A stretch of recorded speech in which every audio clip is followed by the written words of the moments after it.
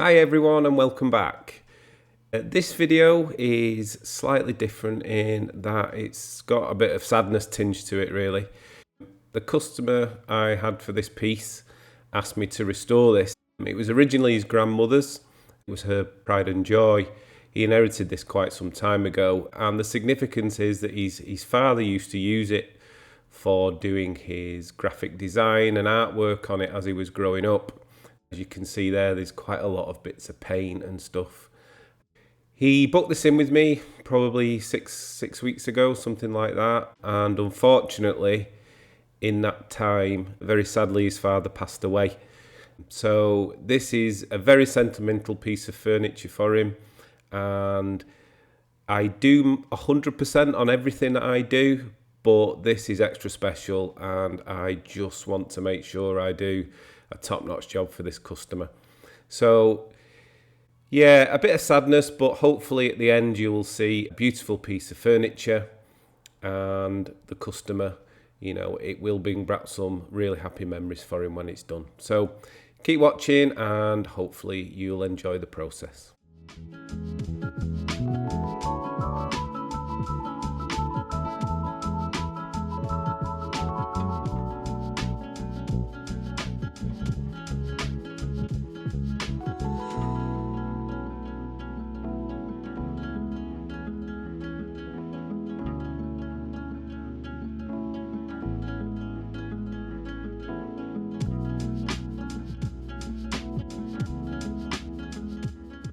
Hi, I'm David, and I restore, restyle and refinish old and loved furniture. I use a variety of methods and techniques to bring this forgotten furniture back to life. Welcome to my channel. This piece of furniture is actually a bridge table, as in the card game, and it's got a folding top, which means it's a decent sized console table, but it can fold out to become a bridge table with storage for all the cards, etc. underneath. It's a great piece of design, this table. It's just got a small pivot underneath, as you can see. I'm just removing that now to access the bottom of the table. But you just simply slide it round the tabletop and then just open it up on the hinges, and the base of the table will then support the full top. So yeah, really clever design.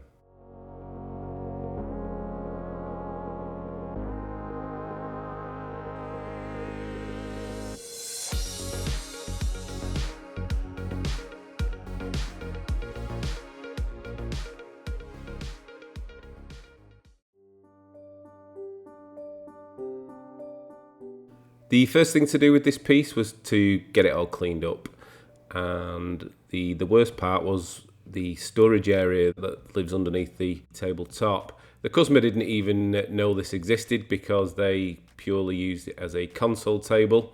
Obviously his grandparents and his father would have known that.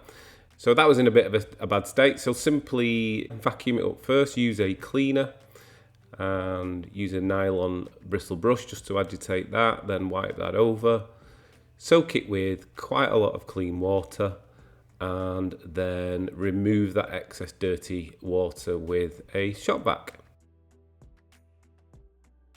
It took a little bit of time to restore the original felt rather than just simply replace it, but the results I was really pleased with.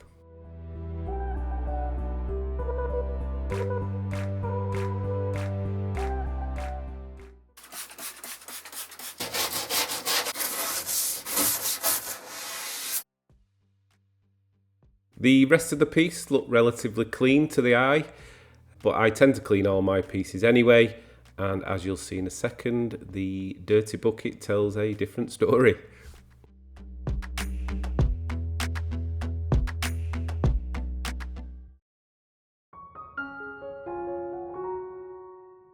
There were only a few minor repairs to do on this piece, and they were relatively straightforward. The loose feet, or loose legs if you want, they were simply rectified by tightening up the screws. They'd just come loose over time. No glue required. There was a similar amount of movement at the top of each leg, and I could see from the way it was made up that there were screws behind these plugs, and that this screw that I'm trying to access here was the screw that I needed to look at. I really tried to get this off without damaging it. Unfortunately, it just wasn't happening, so I show you further on in the video how I resolved that issue. So I simply took the screw out to see it was actually quite loose, and on further investigation the screws actually snapped inside, which, you know, is not ideal.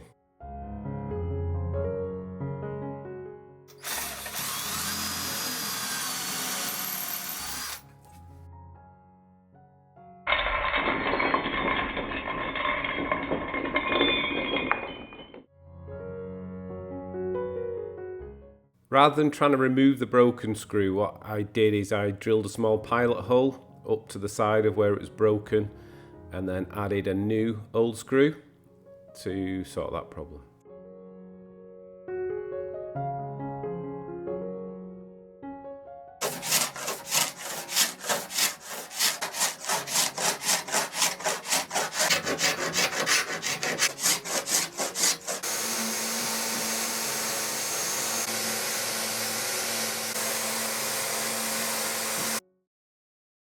When I was scraping the top, I noticed that parts of the veneer were bubbled and a bit crispy.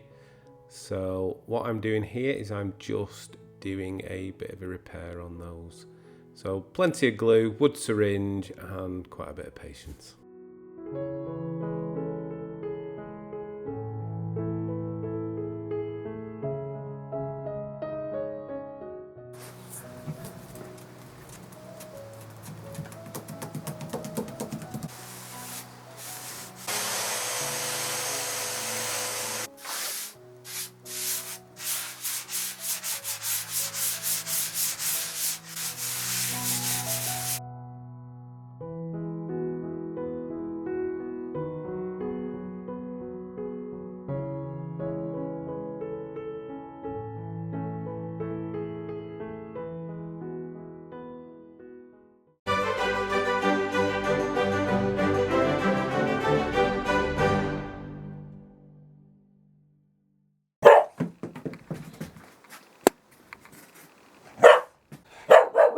Where's your cork?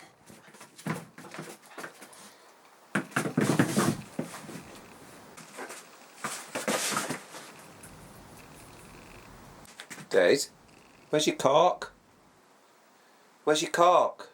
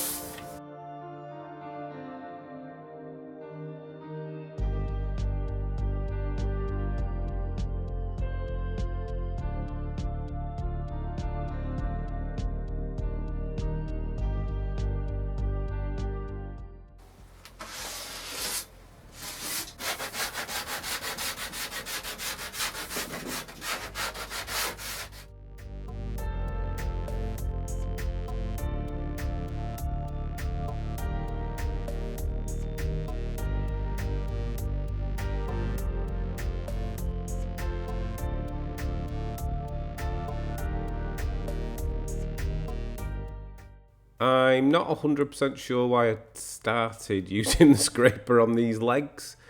It would have taken me absolutely forever. So I broke out the Paramount stripper, which I've had really great results with, and just went to town with that and some 4-0 wire wool.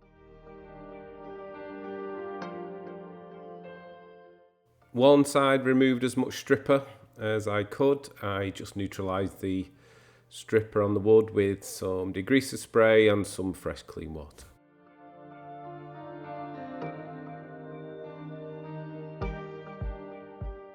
As you probably can tell, the major part of the work on this was to remove the old finish, but we are nearly there, just scraping the last bits and onto sanding.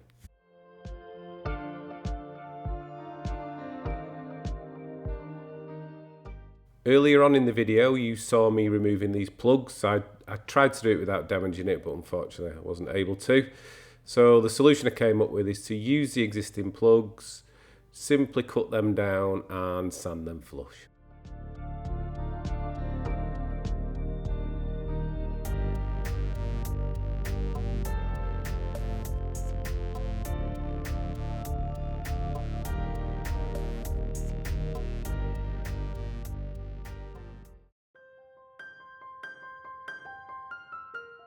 Again, I'm using my favourite Morel's alcohol-based stain, and the customer has seen previous jobs that I've done, previous videos on YouTube actually, and he really liked the two-tone design that I've done. So that's what we're doing on this. We're doing a walnut and ebony stain. I'd just like to take this opportunity to say a huge thanks to everyone who supports this channel and leaves comments. I do try and respond to all the comments. In fact, I pretty much do respond to them all. I'm not at that stage yet where I get so many comments that I can't respond. So if you like what I do, please press the like button and consider subscribing. Thanks again.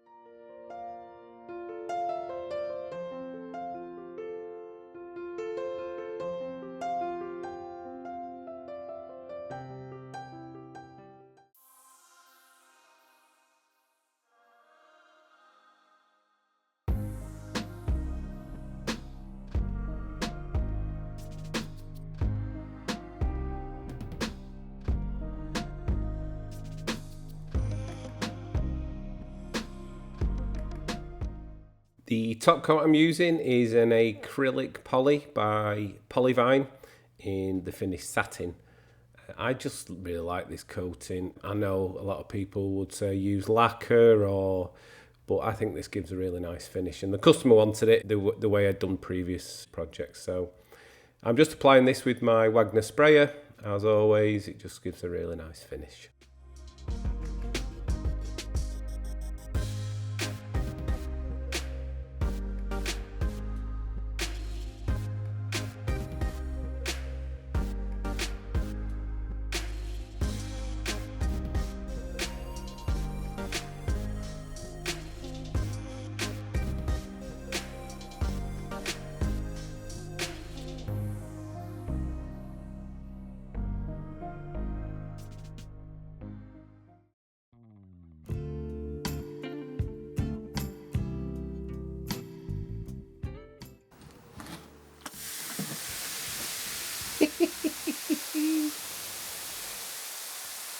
Yeah, this didn't really work out how I thought it would. I'd seen something online about adding bicarbonate of soda to white vinegar and water to produce carbon dioxide, which will sort of not eat away at the rust, but will remove the rust gently. Yeah, it seemed to work. I just didn't realise there'd be some sort of Mount Vesuvius. But yeah, it worked okay, and I just needed to clean them up a little bit further with some Barkeeper's Friend.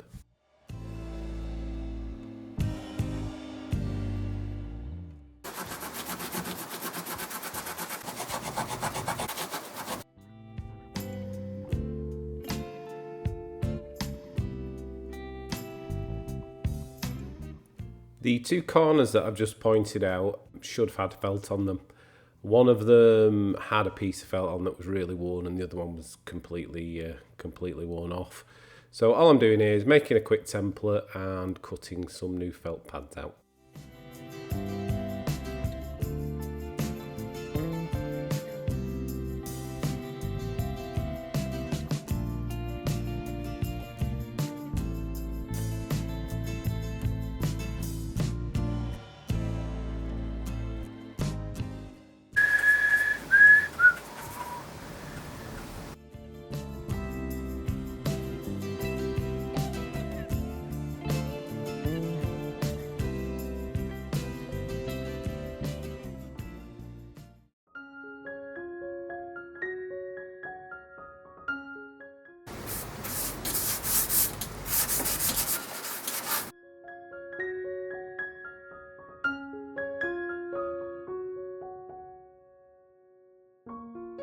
I'm just finishing off the piece now, the part that I'd masked off from the top coat.